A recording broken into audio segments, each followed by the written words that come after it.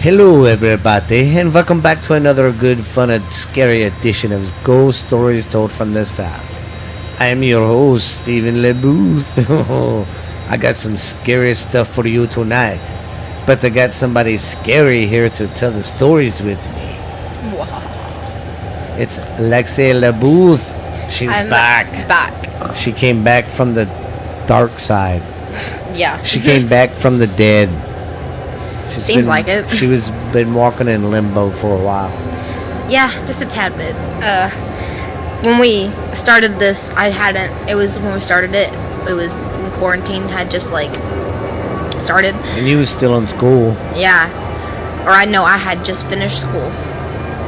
Because I had just finished school, so Yeah. started doing this, and then I got my job, and it's kicking my ass.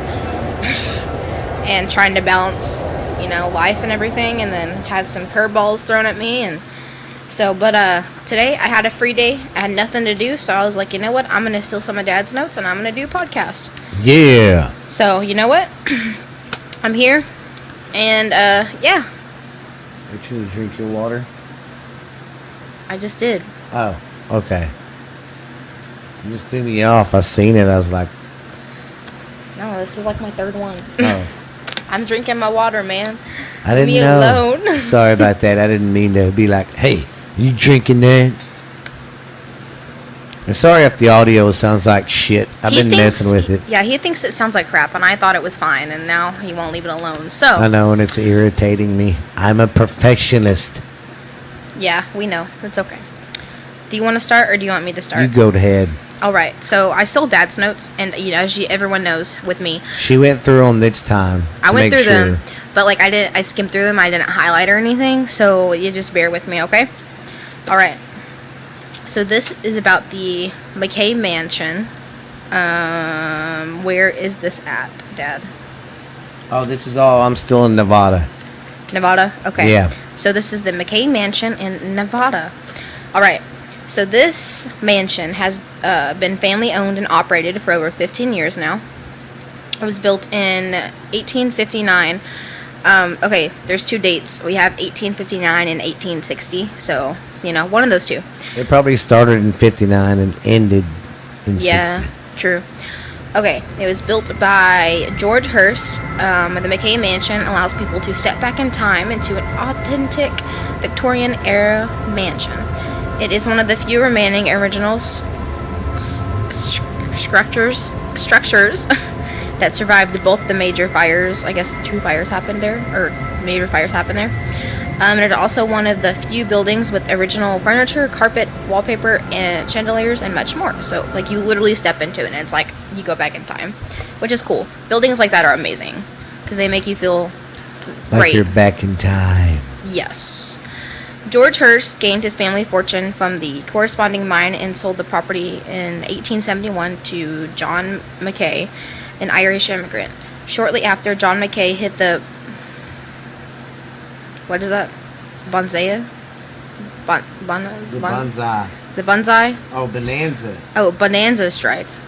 One of the largest silver strikes in world history. McKay split the profits with his three partners, James Fair. I almost said Flair. James Flair. Woo! James Fair, James Flood, and William O'Brien. They became known as the Big Four, or the Silver Kings of Virginia City. We're known as the Big Four. How are you doing there? I'm an immigrant who's rich. You remind me of Nikki. It made me lost my spot. Sorry, I couldn't resist. I heard that Irish, and I was like, I'm from Ireland. It's okay. John McKay, James Fair, James Flood, and William O'Brien conducted all their mining business inside the McKay Mansion mining office, while Mr. McKay lived with his family in the rest of the building. The historical mansion is also well known as a haunted location. The mansion has been featured on the Ghost Adventures and the Dead Files. Some paranormal activity you might experience during your visit includes two little girls running on the staircase. Which need to be spanked. They shouldn't be doing that. Yeah, you don't run on stairs, kids. That's why they're ghosts, because they fell. They fell and died? That's awful. Their maid Harriet in the parlor and our shadow man and their shadow man upstairs, and much more. Also, Johnny Depp, Stayed there. yeah, stayed there, but like it goes how it's written. It says Johnny Depp sees dead people here at the McKay Mansion, and then it retells literally kind of what I just told you guys. So I was like, how do I incorporate that? Well, if I come across that, I usually just say what I have and skip. Yeah. Okay, here it is. What goes along with that. So Johnny Depp stayed at the mansion while filming Dead Man. A little girl dressed in all white paid him a visit. Others have heard her playing in one of the upstairs room, and also have spotted a colonel sitting in the kitchen. A cardinal. Cardinal, yeah, the little birds. Huh, that's weird, a bird being a ghost. And a woman making endless rush trips up and down the stairs. So, What is she doing that's so important? yeah, why she gotta rush up and down the stairs, man? Why? Yeah. Here's another history thing about the place. John McKay may have made a deal with the devil to save his famous McKay mansion. While the Great Fire burned nearby areas, the mansion was unharmed. Although the mansion still remains intact, 7 or more spirits have been inside or around this mysterious mansion. McKay's wife has been heard wandering through the halls searching for her lost lover. So did he or did he not? Are you good? Yeah, I'm just going to Oh. Yeah, that was pretty much it because it just repeated. So, you should go see the McKay Mansion in Navota. Nevada. I don't know the town. Hey, buddy. I'm gonna guess it was Virginia, Oh, yeah, Virginia City. just because the Silver Kings of Virginia City. Yeah. Because when I saw Virginia, I wanted to say Virginia. Yeah, because Yeah. So she's a perv. Like her old man. I get it Like from my dad. her dad. All right. I'm sorry if that was awful. I haven't read like off paper in a hot minute, like on you know what I mean. So just bear with me. We'll get her back into it though, guys. It'll be no big deal. Yeah. All right, Dad. You will. Okay, I'm gonna go with Whiskey Pete. No, wait. You good? Yeah, Whiskey Pete's. I had to stop at her. Near the state line between Nevada and California sits the small town of Prime, Nevada, where you can find the bustling Whiskey Pete's Casino. Oh, hotel and casino. You okay? Yeah, I was just trying to read ahead a little bit. Yeah, okay. A fellow named Pete, better known by all his Whiskey Pete, ran the state line service station during the early 1900s. That's when he was doing that when he wasn't busy doing moonshine. That's why they call him Whiskey Pete. Oh, okay. Whiskey Pete always marched to the beat of his own drum, they said, even going as far to have his friends bury him standing up on the side of a limestone hill. That's great. Yeah. Ow.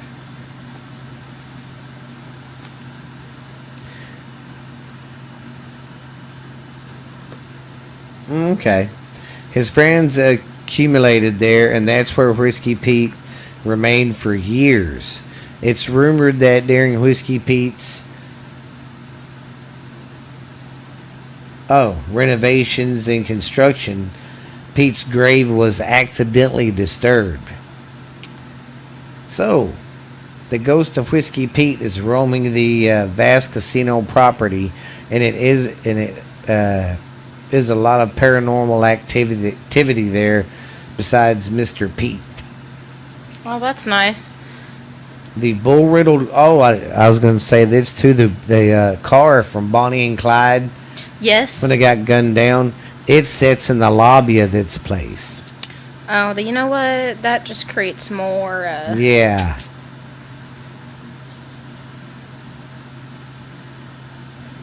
And visitors often report strange encounters at Whiskey Pete's. That seems to be the dark cloud hanging around the Bonnie and Clyde car, Exhibit 2. Nice, you know? I should have read.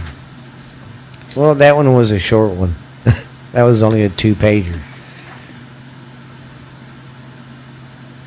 And they pretty much say the same thing here, but, well, they didn't leave out the ghost stuff. They just talked about Bonnie and Clyde's car. But, yeah, if you're ever in Nevada, go to Whiskey Pete's in Prime, Nevada. Whiskey Pete's. It's haunted by Whiskey Pete. Ooh, wouldn't that be cool if somebody went in there and was like, Whiskey Pete, is it you?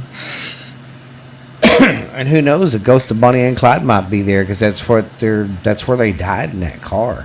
There probably are then. See, I would never have anything that happened to somebody in my car. I mean, there anything in my house. See, like I have Mimi's, my grandma's thing that used to hang in her car, and like I have her ashes in my house. Well, that ain't bad, but I mean, I wouldn't put a car where someone got shot by 100 bullets. True. And there are blood stains all over the car. Yeah, I don't Not think they gonna ever do cleaned it. it either, so, you know. Okay. All right, now we're going to go over the Boulder Dam Hotel. According to recent articles and reportings, there have been some ghostly happenings at the Boulder Dam Hotel.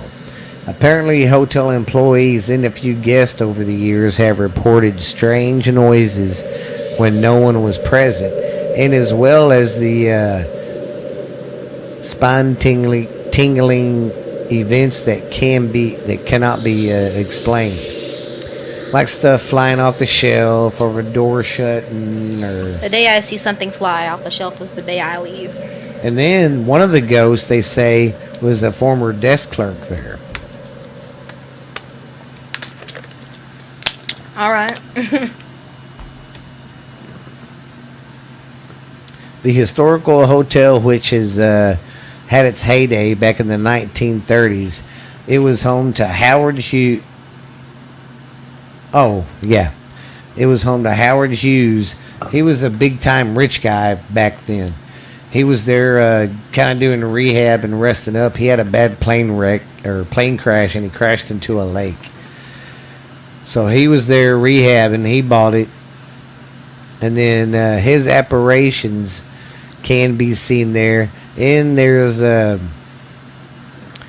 you'll get a feeling of a hand on your shoulder, and hands that come through the floor and grab your ankles sometimes. No, like in the movies? Yes. No. So could you imagine, just kind of like how the cat attacks our ankles? Just imagine that not being a cat, being a human hand going... Nope. No, thank you. And the clerk that haunts the place, his name is Tommy Thompson. Tommy Thompson, that's a mouthful. I know. So, if you're ever around there... Oh, here's a little more. One former employee reported hearing sounds of laughing, talking, and music from the ballroom in the restaurant when they were both closed. On another occasion, a strong scent of a cigar smoke waffled nearby. The same employee experienced the sound of water running as he had walked by one of the bathrooms after investigating and leaving the door slammed shut behind him. No. Yeah, I wouldn't be working there anymore. Neither. And then finally, and on several occasions, it's reported while working in the basement, the elevator doors was suddenly open for just no reason. Nope. She's like, I'm out of there. I won't do it.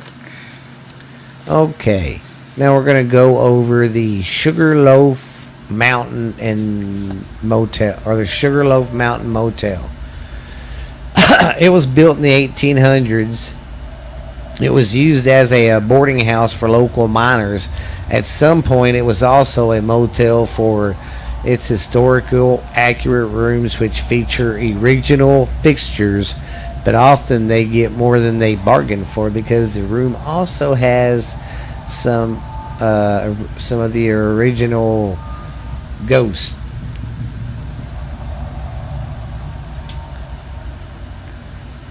People have reported footsteps, heavy breathing in the room with them, electrical devices malfunctioning, and there has also been many photographs taken of the hotel containing strange shadows and mystery lights and anomalies.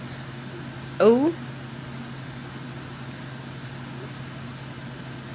The motel is a very nice, charming motel, they said, and each room has and get this, here people, they have a thing called a ghost login in every room.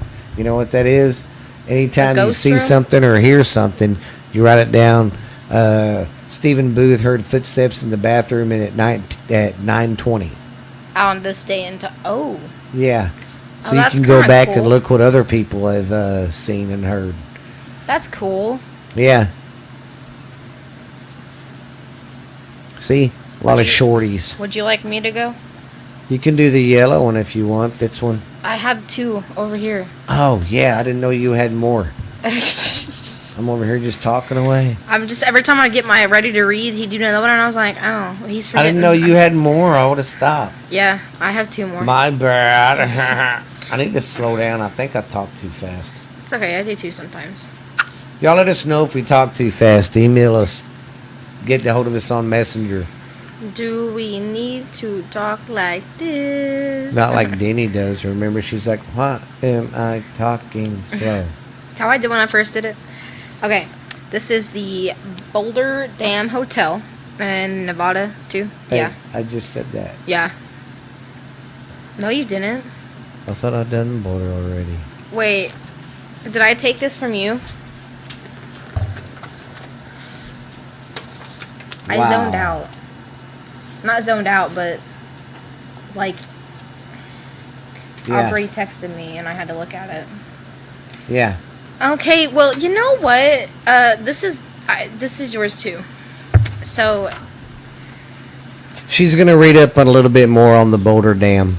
Yeah, and then then she's I'm gonna go with another story. Yeah, then I'm gonna steal one of Dad's extra stories because somebody wasn't paying attention and I thought it was just one page. Okay, so going back on what Dad just said, this is the Boulder Dam Hotel, you know, in the city of Boulder City, Nevada. It's a famous construct that has seen a host of famous people through its history. This is in large part due to the fact that it was built for the sole purpose of entertaining celebrities in the upper class. Built in 1933, the Boulder Dam Hotel was at one time the most accumulate in the city of Boulder City, Nevada. Designed by the famed architect Henry Smith, the city was built with the purpose of accommodating officials and tourists during the construction of the Hoover Dam. Guests who stayed at the hotel today often report sightings of spirits wandering the halls. They, get disembodied footsteps, littering the hallways at night, and some Patreons even report cold, ghostly hands grabbing their shoulders. Visitors have been awakened at the night by the sound of banging on their doors, only to find no one on the other side.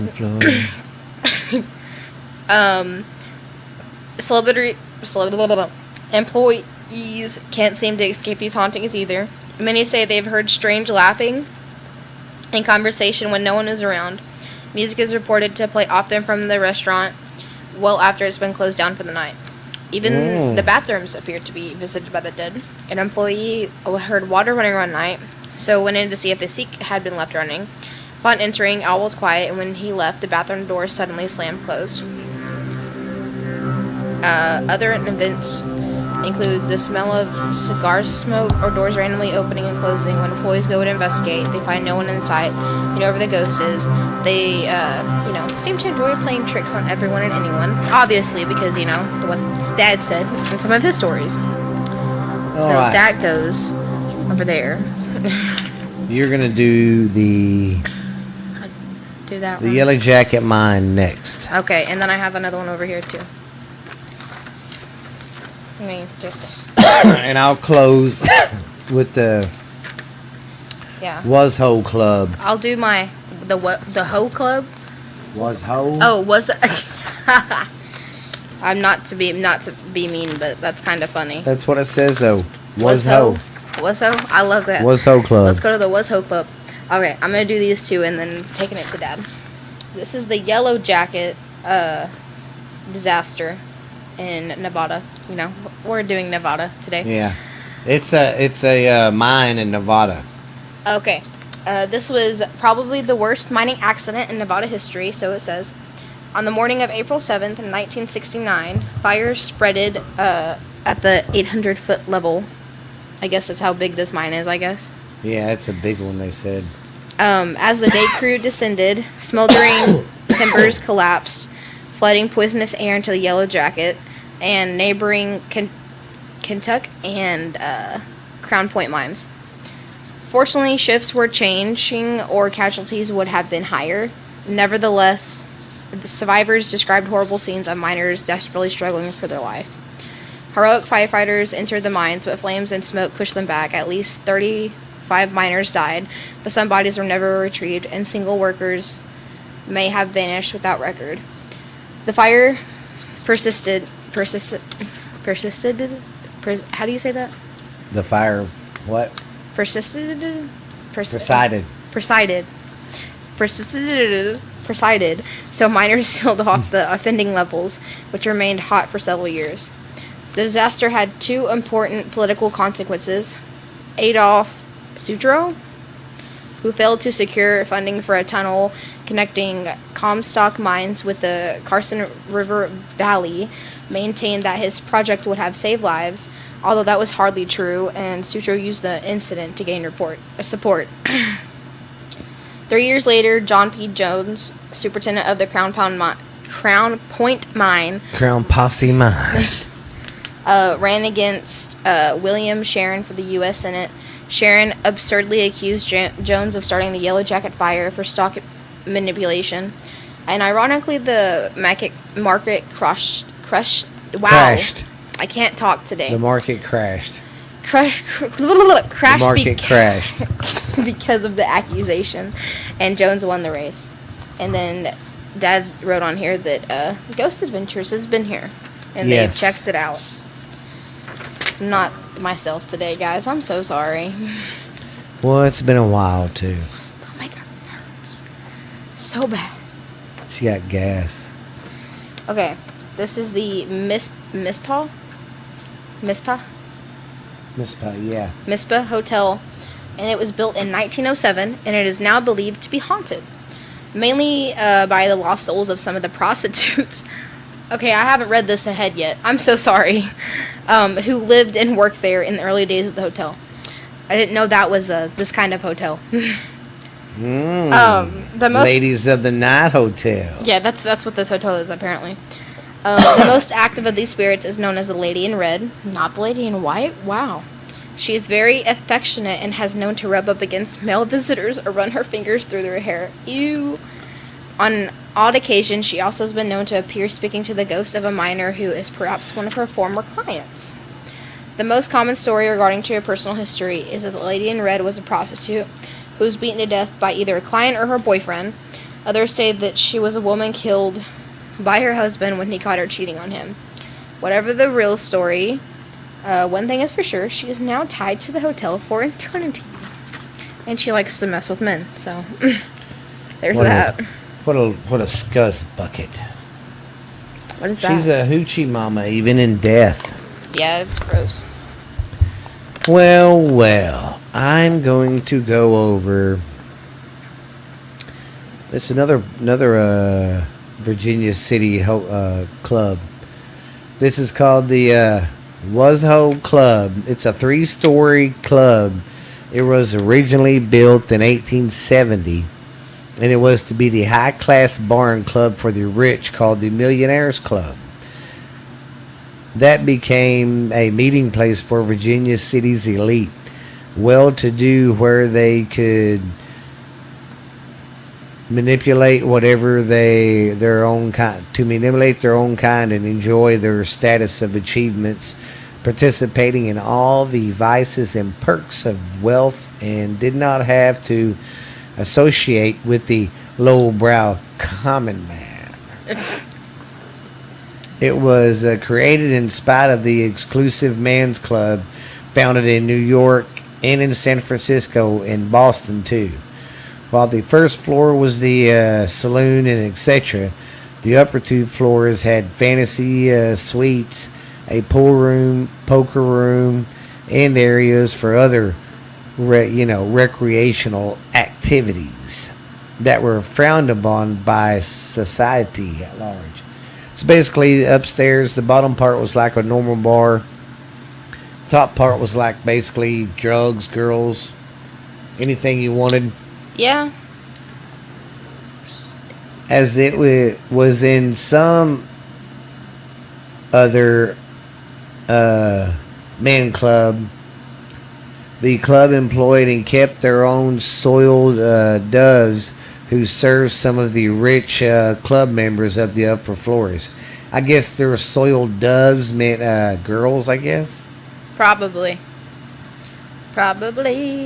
The spiral staircase was the original entry to the pleasures offered upstairs and discreet entrance to the sexual service areas. I'm going to do that to Walmart. I'm going to go, hey, where's y'all sexual service department? Ew, it's Walmart. Just think of that old man, that door greeter. He'd be like, huh? What are you talking about? We don't got one of those. Heck, I would like to find that myself. Nasty. As the mining profits declined over the years, there were less well-to-do for the economy, and reasons eventually opened its doors to everyone. So it went from being a high-class flute place to everybody can come in because the economy was going to crap and all the money was leaving the town. Well, they opened the doors, bringing the upscale club into the world of everyday citizenship. However, entities from its heyday still call the building their special place to stay. And it says here that at the narrow saloon along the board sidewalk of Virginia City Street is, of course, haunted. Its long decade temptress named Jane by her bar friends lingers near the unusual spiral staircase in the back part of the pool table room. So that's where you had to go upstairs. That's where they snuck it and kept it sneaky. Oh. While Jenny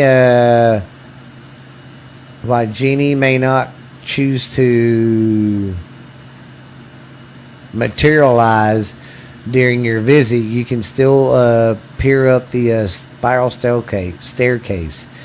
A sign explains that it was featured in Ripley's Believe It or Not, being the longest of its kind without a support pole.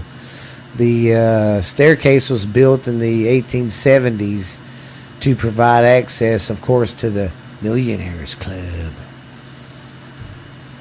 And